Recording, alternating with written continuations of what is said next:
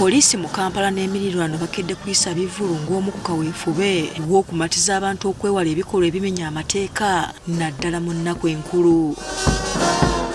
Okukumba nga kuwedde bakuŋŋaanidde ku State Square ne beegattibwako abantu ba bulijjo. Abasaabaze baffe babulwako nnyo ebintu naye ng'aba booda ate tebabibbye bubbi naye ng'omusaabaze atisse owa booda n'alinnya ppiki endala mukayisanyaako ebintu ne bibula. Njagala okusaba bannayuganda, poliisi bano baganda baffe, tuleme basoomooza mu kaseera kano ke tulimu ak'eby'obufuzi. Bano bakuutidde abantu okuba abeegendereza eri abafere mu nnaku zino enkulu. Around this time there is increasing element of fraudsters being committed around, not only within Uganda but globally. There are those crimes that are committed on a digital platform, on phones, on computers, and so on and so forth.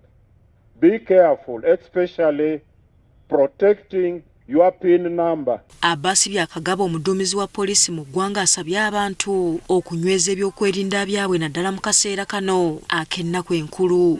We encourage everyone to celebrate responsibly, remain vigilant, and cooperate with the security personnel as we work together to ensure a joyous and secure festive season. Byakagaba agamba ebikujjuko by'omwaka guno bijjidde mu kaseera ka byabufuzi nabwo ekiti abantu basaanye bakuuma emirembe ate bawagira abantu baabwe awatali kukosa muntu yenna. All security agencies are on heightened alert to guarantee that celebrations across the country take place in a peaceful, safe and orderly environment. Poliisi egamba tebagenda kuddiriza mu kukuuma bannayuganda naddala mu kaseera kano ak'ennaku enkulu awamu n'obululu.